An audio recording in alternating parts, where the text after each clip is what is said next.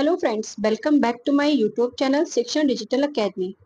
आधुनिक भारतीय इतिहास के अंतर्गत हम अध्ययन कर रहे हैं सामाजिक धार्मिक सुधार आंदोलनों का। इसी क्रम में आज की इस वीडियो में हम बात करेंगे सिख समाज में हुए सामाजिक धार्मिक सुधार आंदोलनों की।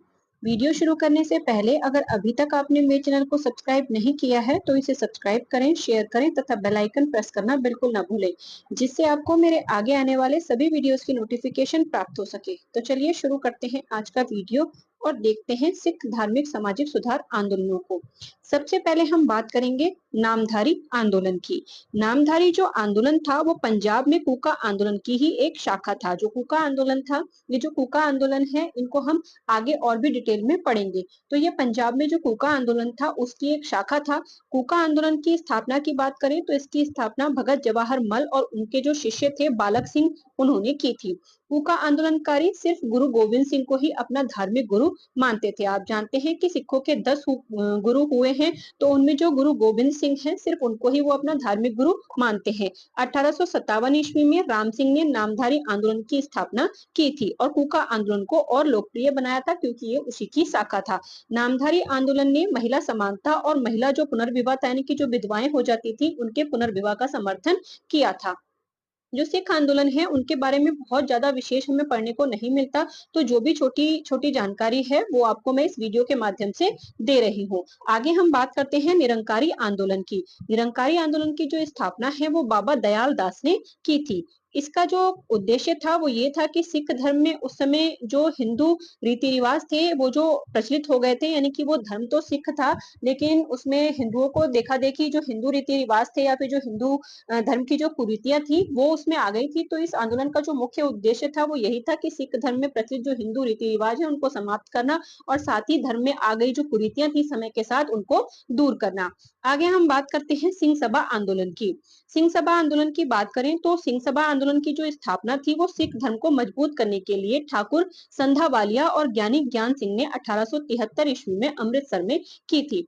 अकाली लहर इसका ही एक छोटा आंदोलन था। जिस तरह हमने देखा कि जो नामधारी आंदोलन था वो कूका आंदोलन का ही हिस्सा था, उसी तरह से एक अकाली लहर आंदोलन था जो सिंह सभा आंदोलन का ही हिस्सा था।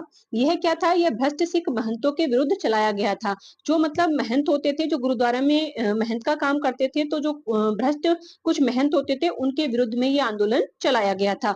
सिंह सभा ने दशम ग्रंथ के संपादन का बीड़ा उठाया और इस कार्य के लिए गुरुमत ग्रंथ प्रचारक सभा की स्थापना भी उन्होंने की थी। आगे बात करें तो 1879 ईस्वी में लाहौर में सिंह सभा की स्थापना की गई थी। 1880 में अमृतसर में सिंह सभाओं के सर्वोच्च संगठन के रूप में खालसा दीवान की स्थापना भी की गई थी। इसके अलावा भाई अतर सिंह और भाई तेजा सिंह सिंह सभा से ही संबंधित थे।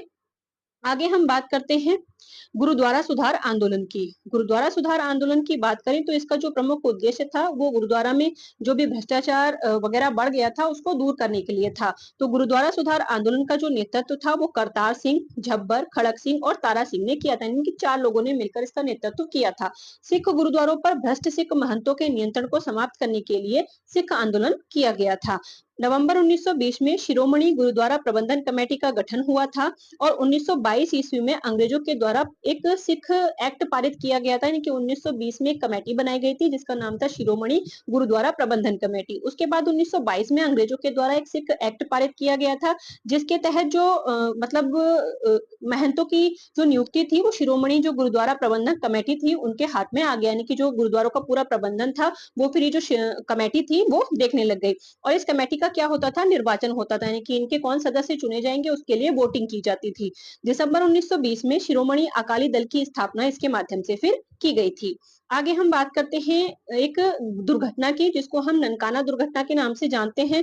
तो फरवरी 1921 में ननकाना साहब के गुरुद्वारे में गुरुद्वारा प्रमुख महंत नारायण दास ने, यानी कि वहां पे आप जानते हैं कि अभी हमने ऊपर जो आंदोलन पढ़े तो वो सिख धर्म में जो महंत होते थे गुरुद्वारों में वो काफी भ्रष्ट हो चुके थे। तो यहाँ पर एक ऐसी घटना है कि जो एक सिख महंत थे जिनका नाम नारायण दास था, उन्होंने क्या किया, 130 निहत्थे जत्थेदारों की हत्या करवा दी क्योंकि वो भ्रष्ट महंत थे और उनके खिलाफ आंदोलन करने वाले जो लोग थे उन्होंने उनकी हत्या करवा दी और इसे ही क्या कहते हैं, हम इसे ही ननकाना दुर्घटना कहते हैं। आगे हम सिख धर्म से संबंधित और जो महत्वपूर्ण तथ्य हैं जो आंदोलन से संबंधित हैं उनको यहाँ पर देख लेते हैं। तो 1921 में स्वर्ण मंदिर में जो तोशखाना चाबी विवाद था वो हुआ था।